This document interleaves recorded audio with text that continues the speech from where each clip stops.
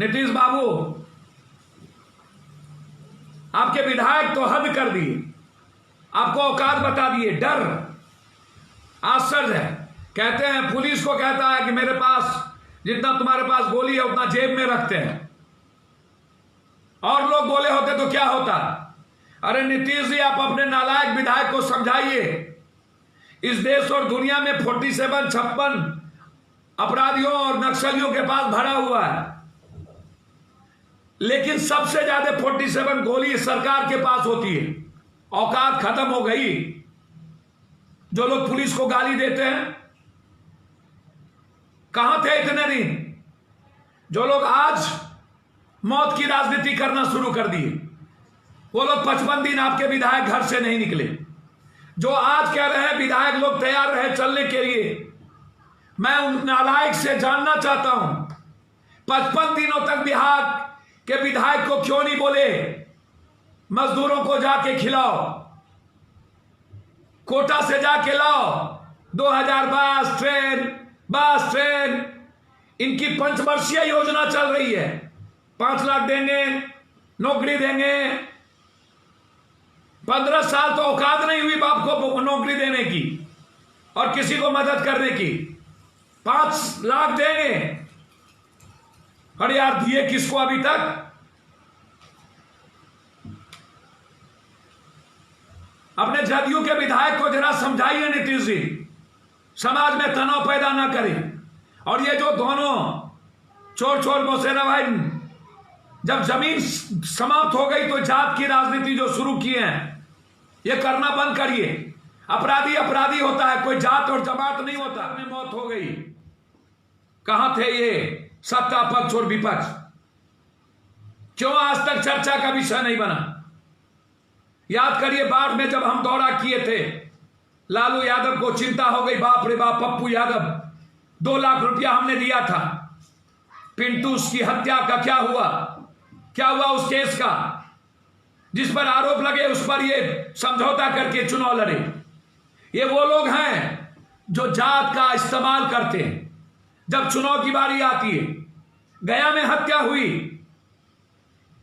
क्या इसके पहले हजारों हजार जादव, अनंत जादव, दलितों की हत्या नहीं हुई? लेकिन आज ऐसी गंदी राजनीति समाज को बांटने की। यदि हत्यारा है वो विधायक, पहले से घटना आतंक का माहौल है, उसको बख्शा नहीं जा सकता।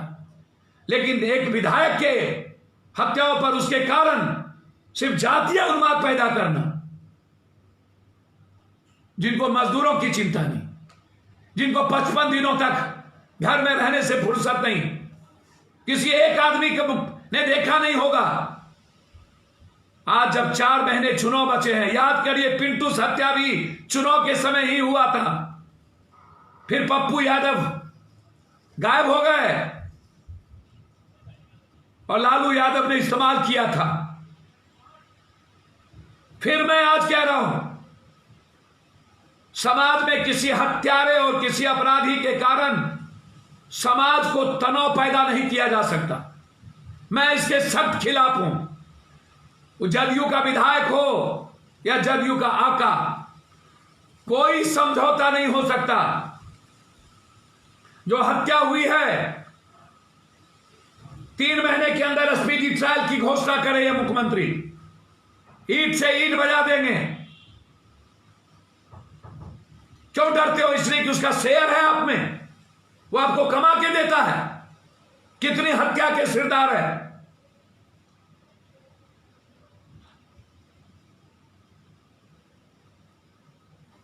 ये हर आदमी को 5 लाख रुपया देंगे, नौकरी देंगे। लगता है इनके नाना की सरकार है इन लोगों की। अरे जाओ, राजनीति करना छोड़ो। जैसे ट्रेन और बस दिए थे ना, औकात तो हुई नहीं। 5 लाख देंगे, कब दो? डालो अकाउंट में, नौकरी देंगे। और नीतीश कुमार जी, ये जनता के पैसे से चुनाव की राजनीति बंद करिए। ये डाटा कलेक्ट कर, ये जो आपका मंत्री श्याम रजक कहता है कि केंद्र ने कुछ नहीं दिया 20 लाख करोड़ में, और आपका उप मुख्यमंत्री सुशील मोदी गोलाते हैं कि इतना दे दिया। इस सुशील मोदी भर को बोलिए, या जो भर भर चरचर बोलता है, बड़े मियां तो बड़े मियां, छोटे मियां सुभान अल्लाह, एक झूठ के ठेकेदार, एक झूठ के महा ठेकेदार। आपका एक मंत्री बोलता है कि कुछ नहीं दिया, तो यह तय करिए क्या दिया और क्या नहीं दिया। लेकिन क्वारंटाइन में जो मौत हो रही है, यह जला के राख कर देगा पॉलिटिशियन को।